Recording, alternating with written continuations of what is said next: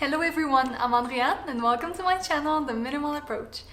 Today's video is about my sewing plans for 2020. Am I participating in the Make 9 challenge? If you are interested in finding out, stay tuned.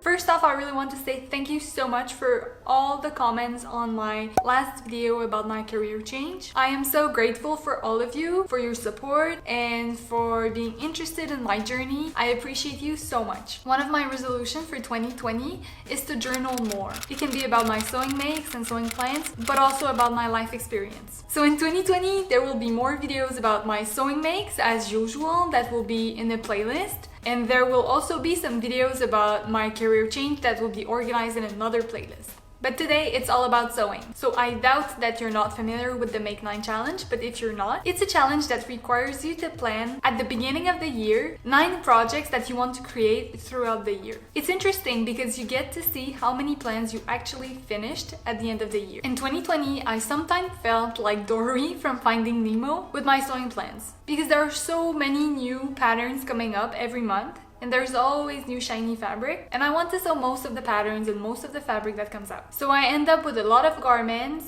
and some of them I just don't get anywhere out of because I made them in the spur of the moment. In 2020, I want to buy less pattern and less fabric because I already have so many patterns that I made only once, and I want to act them so that I can learn a little bit of drafting skills, and also just because I can save money. So like I said, this year I want to sew less and I want to sew smarter. To achieve that, I want to document more my journey. So for all these reasons, I decided to plan a Make 9.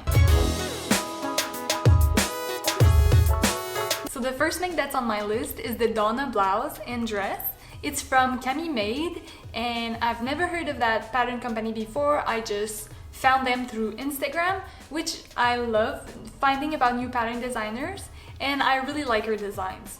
I'm really interested in the shirt that's feuillage. I'm not quite sure it's my vibe. Since I want to buy less patterns, I didn't buy this one, and I just bought the Donnah because I thought it adds something really special. It's a wrap blouse or wrap dress with little ties detail, and it also has a gathered neck. I think it's a classic look, but really feminine as well, and this is really what I'm going for my 2020 wardrobe. Also, I sent these patterns to a Canadian company for them to print the PDFs in an A0 format, so I will let you know how this process goes, and I will put the link in the description box because I think there isn't that many options in Canada to print sewing patterns. And to make this blouse, I will use this.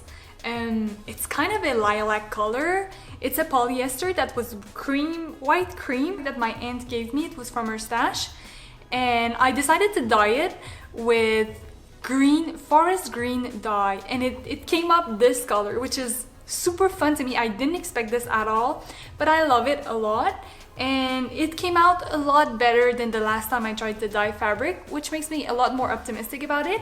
And yeah, so I will be making the Donnah with this polyester fabric that has quite a beautiful drape to it.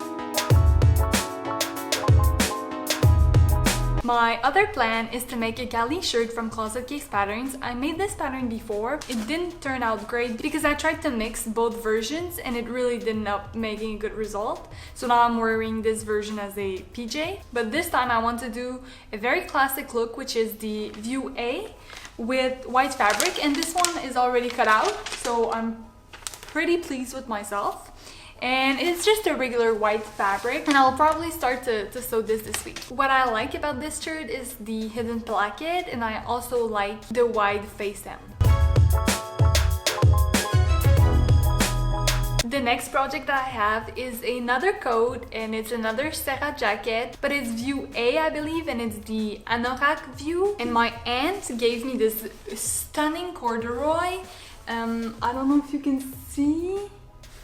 Oh, I'll try to, I don't know, yeah, I think you can see now. It's so beautiful and it's sturdy. I really like this material and I cannot wait to make the coat with it. I want this to be kind of like an in-between season kind of jacket, so I won't interline it. It will be pretty much for spring and autumn, and I do not have a lining for it, so I will need to purchase this and probably also a long zipper. Anyway, we'll see.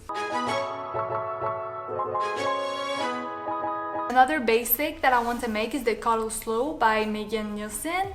I really like this pattern and I would like to do it as a swimwear for the summer, that's for sure. But also I'd like to do it as underwear. The fifth pattern on my Make 9 is the Audrey by Seamwork.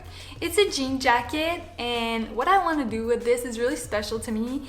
It's a jacket with all the leftover pieces of denim that I have from making jeans. It will just be there to remind me of how far I've come in this sewing journey, and I think most jean jackets are timeless. I've had one for like 5 years. I think it's one of the oldest pieces of clothing that I own, and I really want to make one myself. I think it will be a good project to test my patience with all the top stitching and the big buttons and everything. So yeah, I cannot wait to start this project. Cutting the fabric will be quite an involved step because I only have small pieces, so I will have to kind of like match them and figure out what kind of design I want, like what colors where, because I have blue denim and black denim as well.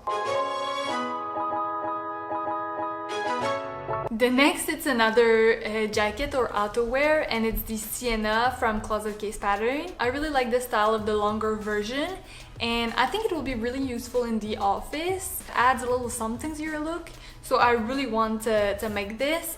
I'm thinking of making it in a light fabric that looks like wool, but it isn't. I don't know, I didn't make my mind about the fabric with this one.